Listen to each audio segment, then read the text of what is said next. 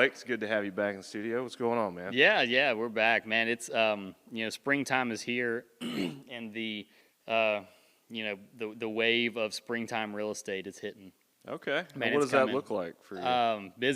Busy. I'm glad we've got a team built out and systems around that because it's about to it has gotten crazy. So October, we talked about this where rates jumped, activity dipped. First quarter was pretty slow across the board for the industry and for me specifically. The past probably 5 to 6 weeks saw it start to pick up a little bit, but really the past 2 weeks, it's just in my personal business. I don't have stats for the MLS or demand as a whole of Birmingham, but I mean, I think I've gotten 6 or 7 new clients just in the past 2 weeks. Just people ready to buy or people ready to sell, and it's springtime and it's coming. And how are these people getting in contact with referrals? That's the best okay. thing. Yeah, I've been try to be pretty strategic on just focusing on my people and taking care of them. And so after every client, after every deal, I'm sure you give them like a care package. Like, here you go. This is what you give to the next 3 friends of yours that are looking to sell. Yeah, it's about just building a relationship, and it's okay. We had that on last week, and we talked about that, just relationship and phone calls and being in front of people and the consistency, and that's really all it is just all past clients and all my favorite people are just taken care of, and I'm around them a bunch, and it's all genuine, right? It's not I've got to go swing by and drop off a Blake Shultz team pin, right? Mm-hmm. It's like to get or we talked about the mailers and the snail mail and all that stuff, and I always wonder how effective that is anyways. I know in my own personal household, but at the same time, to give it credit, the gutter guard guys have been hammering me to the point where I'm finally probably the first 50 envelopes or little flyers I got from them just went straight in the trash. But I think 51 may be the sweet spot where I finally started looking at it. I'm actually reading it like, man, I am kind of tired of getting up on my roof and cleaning my gutters. So maybe, maybe consistency. Hey, they've got it down. It's said in our business and across the board and just in marketing, 7 to 10 touches is when people really start paying attention. It sticks in your brain. Yeah. So again, we talked about a lot of that last week. Yeah, but the thing is about, at least from my perspective with a realtor or anybody in your industry, buying a home or selling a home, you don't really need it until you need it. And I know with our own personal experience, when we bought our house 5-6 years ago, golly, that time flies. Unfortunately, I didn't know you at the time, so we were like, okay, we want to buy in this area. We like it, but we don't know what we're doing. Turns out we knew a little more than we thought. We're just, obviously surfing Zillow and Trulia and the online things. And we may have already talked about this before, but we just, Katie had a distant friend, more like an acquaintance, a friend of a friend who did realty. And we were like, oh, well, let's call her. And she had never bought or sold in the area that we purchased our home. She was just kind of like, okay, I'll help you. And then, she did great. We ended up in the house that we wanted. She worked with us. Obviously at the time we were buying a home, it was crazy. I think one time she was in the middle of a hair appointment. We were like, there's a house that just hit the market. We have to go see it. And she was there within like 20 minutes. Yeah, curl is still in the hair. Curl is still in the hair and everything. And I was like, okay, that's pretty cool. Yeah. That's pretty cool. But I was surprised at some of the listings and stuff, and we probably already talked about this too. Some of the listings she showed us and stuff, I was like, well, we've already seen this. Anyways, so moving forward, I'll definitely this relationship that we have forged through this podcast, and we haven't actually worked together. That's not yet. Actually, not yet. But relationships are important, and so glad to have you in my inner circle. Absolutely, now. Absolutely, man. So this spring it's going to blow up, and it's going to be interesting because.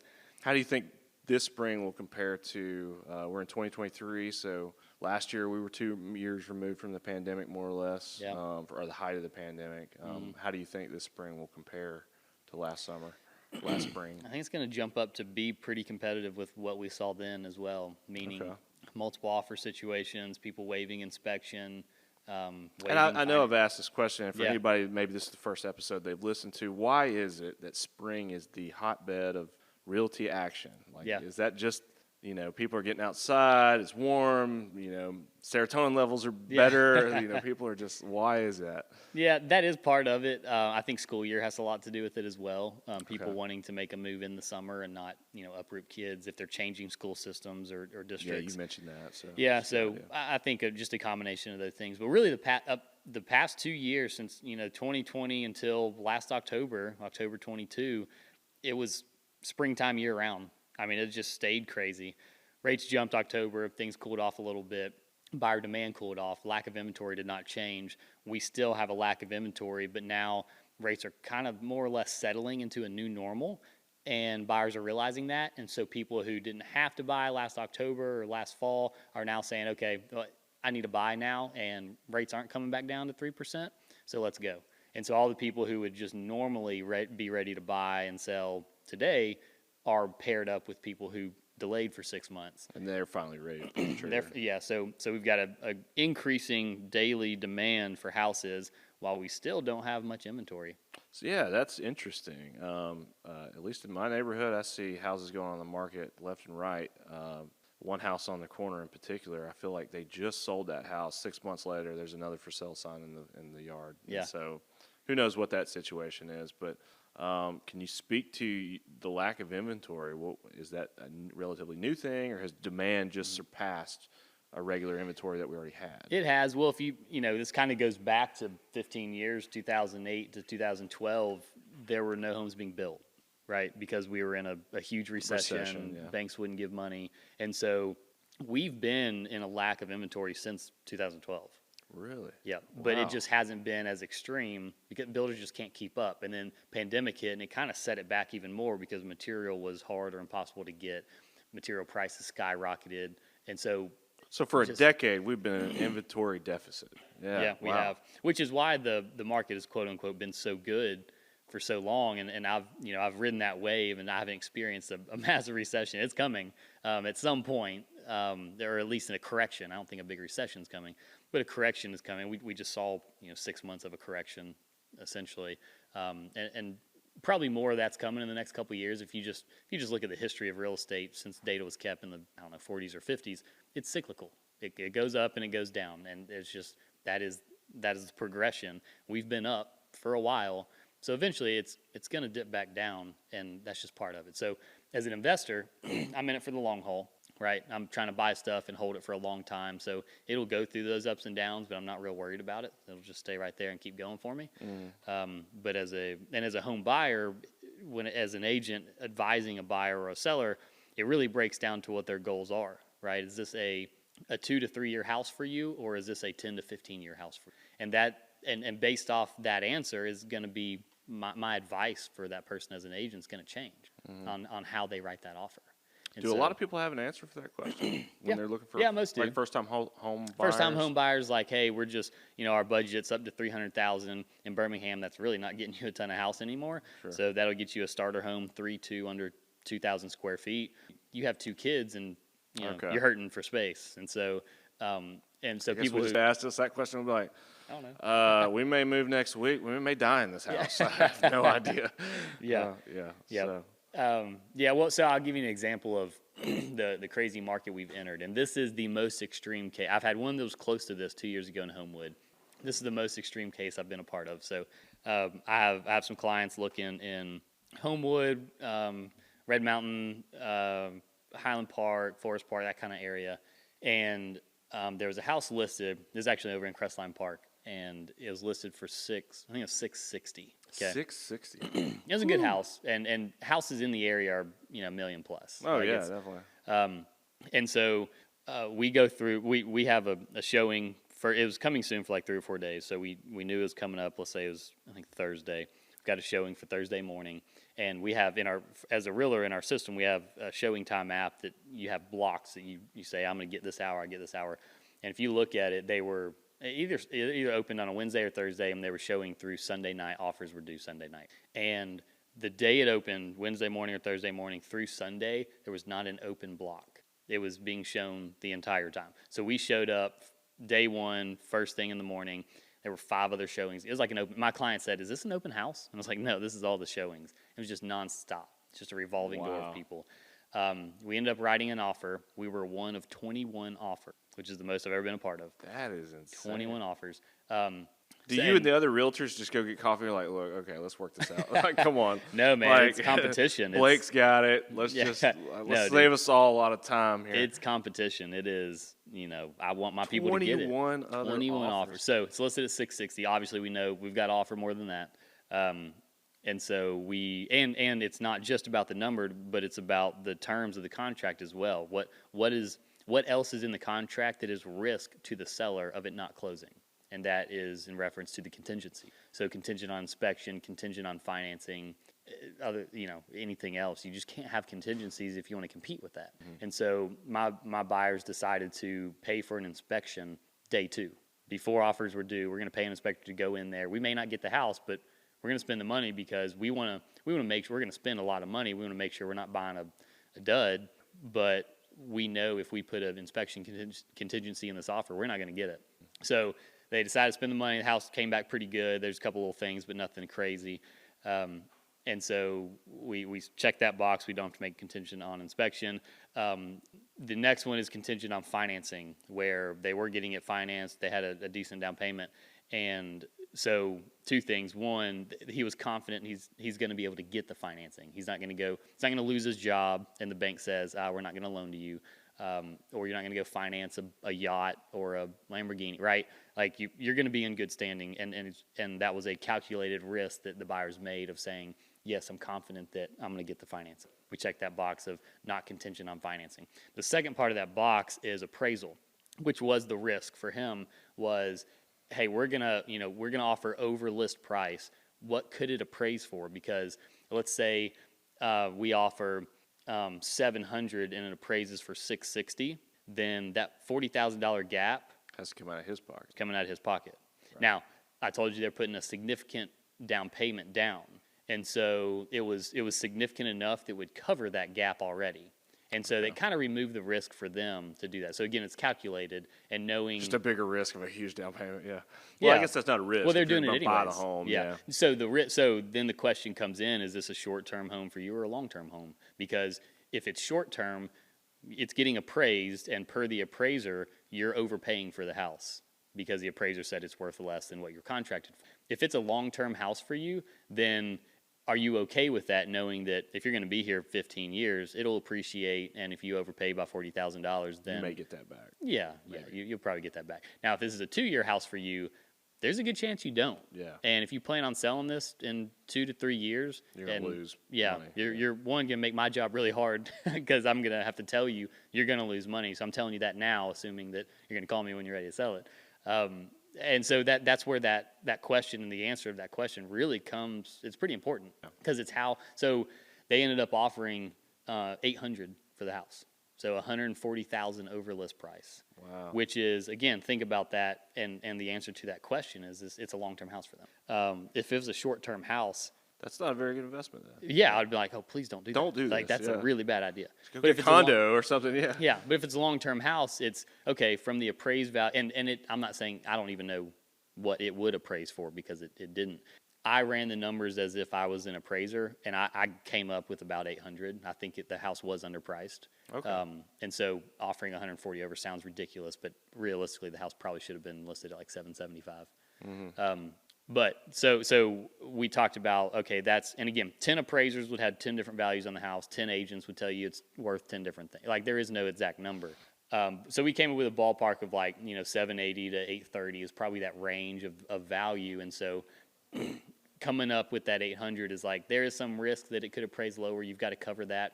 I think your down payment's significant enough to where you're going to be able to cover it. So as long as you're comfortable, quote unquote, overpaying based off what the appraiser values the house at, we should be okay. And again, that's a calculated risk that they had to make. I'm not making that decision for them. That's a big deal. Sure. 21 offers later, we did not get it. $140,000 over list price, no contingencies, as is, take it and close whenever the seller wants to. Didn't get it. There was a higher offer, a better deal out there. So that's a record for me in writing offers. But I think that speaks to just where we're at in the industry again. Like, we're right back where we were last year. This was a recent? This was last week. Wow. Okay. Yeah. I thought you were talking about like in the height of No. like last week this happened. Last week, so we're seeing. Wow. Okay. Yeah, 1st of April. That's crazy, man. Yep. So we're back. We're back to back crazy in times. the madness of the real estate world, which I guess makes it exciting. That's cool. It does. I guess it could be a little stressful. It's exciting for sellers for sure, but when you're a buyer, like that buyer, that's hard. Yeah. There's a lot of emotion that goes into that. It's not and just the inspections they paid for. Which, Yeah, I mean, that's a drop in the bucket, I guess. But still, when you look at the big picture, it is. But it's still money, right? It's still a couple $100 out of your pocket. Money, emotions. A lot of emotions, and that's really, I think, the hardest pill to swallow for a lot of buyers. And me going through that with them. Making that phone call. Hey, man, you sitting down? It's not fun to make, and so I pair it with just screenshotting the answer from the agent, and just say like, here's what we got back. And this isn't fun, but it's, back to the grind. Yeah. And the conversation is, when we came up with the 800 number, is if it sells for 801, no problems, because it's not worth 801 to you. It's worth 800. So we're giving our highest and best offer. And if it sells for a penny more, we're comfortable with that, because it's not worth that to us. And that's how we come up with that high number, because especially if we're above the list price or what we perceive as the appraised valuation of the home, it's like, okay, well, if we're going above and beyond what the market says the home is worth, then what is it worth to you emotionally? Yeah, and then maybe it starts to become more of a not the wisest investment. So maybe it's a good thing, Oh yeah. I mean, scheme of things, maybe they could have got the house for $875, but is that the best decision for them? And they decided no. Yeah, to me, it's probably good, and I go back to like watching, the house flipping shows where they're like, what's your max all-in budget? And you do get these people with the emotions and stuff. And I don't know how much of it's just Hollywood and TV, but they're willing to fudge that line. It's just another 10 grand, 15 grand. And I'm like, bro, you're already at like this extraordinary number. And, based on, they go into the profiles of the buyers and what they do for a living. And I'm like, how are they purchasing this house? Kindergarten teacher and then they're going to go up another, wife collects rubber bands. So it's very real, but kind of transitioning that into the relationship side of the business, which I think is just so important, is having a relationship and a reputation with other agents inside the industry is just so important on how you're perceived, even in multiple offer situations. And I've been a part of that on both sides as a listing and buyer and selling agent. Is if I've got 5 offers and I know one agent, I've worked with one agent 10 times more than I've worked with the other 4, and let's say all the offers are the same, they're all obviously the same. It's like, okay, I know if we go with Joe's going to close, we're going to get this across the finish line. Yeah, and a lot of that's out of Joe's control as far as like the financing of the buyer. Yeah. But as an agent, there's a lot of homework and due diligence we can do to quote unquote vet your buyer or prep your buyer for a purchase. And so I know that Joe has done those things because I've worked with him and I've seen him do it. So I know that the risk to my seller, which I believe as a listing agent, my job is to remove as much risk to my seller as possible. The risk to my seller is lower because Joe has proven himself in 5 other transactions on how he runs his business and how he treats his clients. Yeah. So I think having that relationship and that reputation inside the business is super important, and how you run your business. During the recession that set us back, that we still haven't recovered from a decade ago, that banks weren't lending. Yeah. That was one of the things you said. And I can understand building relationships with realtors, talking with Thad, how we build relationships with potential clients and getting your name out there. How do you build relationships with financial institutions like banks? Yeah. What does that look like? I think it's super important. And that kind of gets into, the mortgage side and the investing side. So, we had Travis here at Mortgage Bank, and I've had a lot of clients use Mortgage Bank, and the relationship I've got with them is much better than if a client calls up Rocket Mortgage. Right. Okay. Rocket Mortgage. You deal with Rocket Mortgage much? I try to as little as possible. As little as possible. As little as possible. Because they have, I won't go. That's a whole nother thing, but I'm always curious. I see all these online,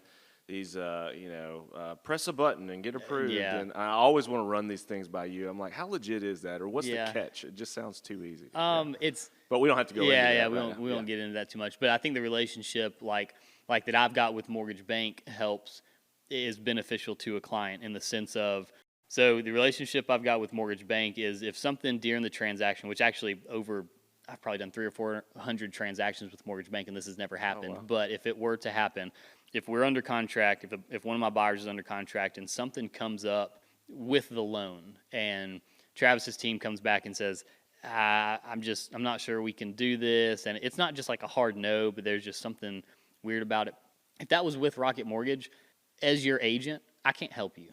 Like, I'm just one of 3 million agents in the country, and I mean nothing to Rocket Mortgage. So me calling them and fighting on your behalf is just like you calling them and fighting on your own behalf. But if that happens with Mortgage Bank, we've done 300 to 400 deals together. If I come in and say, I need this done, I need you to take care of this, and like this has got to happen, you've got all that relationship and that weight and all Travis that. Travis is going to go to bat for you. Yeah. Like I know that if it's possible, they're going to get it done, which they do anyways. I've never even had to do that. But there's just, you've got me who gives, refers them, 80 deals a year versus Rocket Mortgage. I don't even know who to call because it's someone different in the call center every single time. And so that relationship is just, it's invaluable as an agent working for a buyer because I can help you. So when a buyer goes out, like, yes, go shop rates, work with who you're comfortable with and that, but at the same time, or at the end of the day,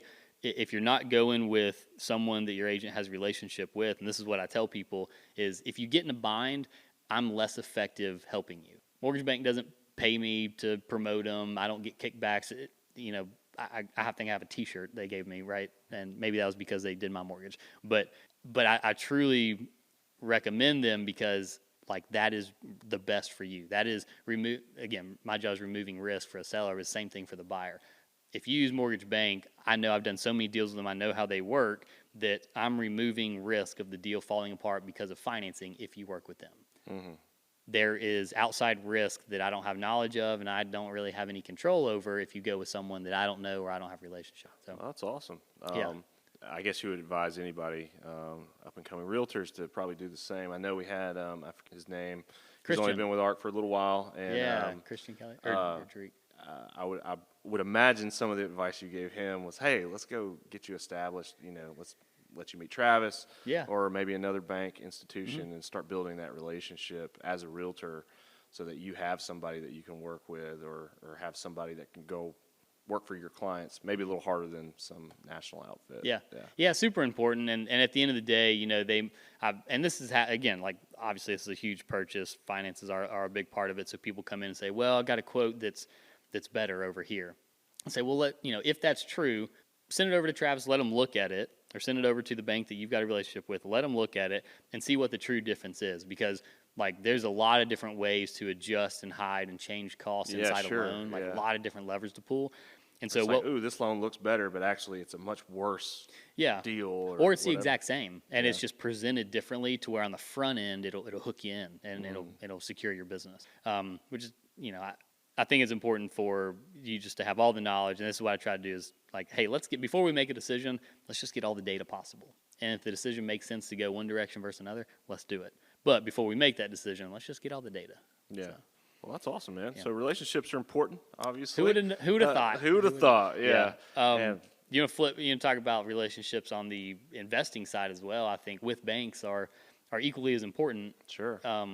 So as an investor, I want the best deal, and a lot of times not a lot of times, but having a relationship with a loan officer at a bank is super important for ease of deal and be able to lock some deals in. So if there's a house on the market that I want to buy to flip, for example, and there's 5 others, and speed is priority for the seller and the listing agent, then I've got a relationship with a bank that I've used 10, 15 deals with. I know the loan officer for like 10 years now.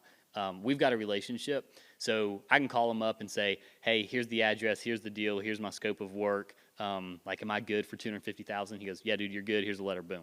Like within 5 minutes. Yeah. But if I call up someone I don't XYZ, know, they're like, well, yeah, send me 2 years of your tax returns and this and this. A whole lot of red tape that's already been taken care of. And by the time streamlining it. By the time that guy gives me the green light, the deal's gone. Yeah. And so having that but that new guy might have been a half a point cheaper. Well, he's half a point cheaper on something I don't get anyway. So I think having that relationship is super important, just so you build that up and you have more opportunity or more leverage or time sensitive. You can move on things quicker. Because I'll call them. I've always got opportunities, and my head's always going on what ventures I can get into. Yeah. I called him last week on, hey, I found some land, and what if we built a laundromat on it? And how cool would that be? It'd be $900,000 build out and all this stuff. It'd be $1.5 million deal. And he's like, yeah, I like it. Here's what we would do on the financing. Just let me know if you get it. I don't have $1.5 million, and I probably shouldn't be approved for $1.5 million. I don't know. That's his job to figure that out. But he knows how we run our business and how we underwrite things ourselves. And so we have that relationship, and he's seen how we operate on deals. And so he knows, hey, if it passes, obviously they're still going to look at the deal and make sure it works. But me as a borrower, there's no questions because he knows how our business is set up. Okay. So they're going to underwrite the deal and make sure like it works on their financing side. Yeah. But there's no question on how we operate. And it's because we have that relationship. Yeah. It's good to have relationships, I guess. Yeah. And that was cool to understand, like, having a relationship with a financial institution, something like that, versus just personal relationships and relationships with individuals. But yeah, I think you answered that question well. So yeah. I'm curious to hear your thoughts on this. I don't know if I'm an outsider like this, but like the relationships with those guys is everything's a personal relationship for me.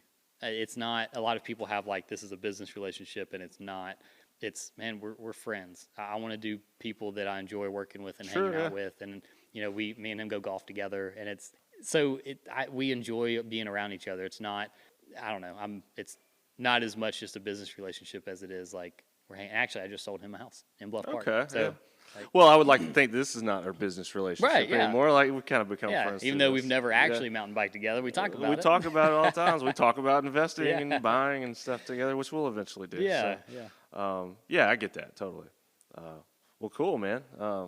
Great to have you back in and to talk and catch up. And good luck this spring. I'm sure we'll check back in and see how things are going. And didn't realize, I thought things were going to ramp back up from what I've learned talking to you.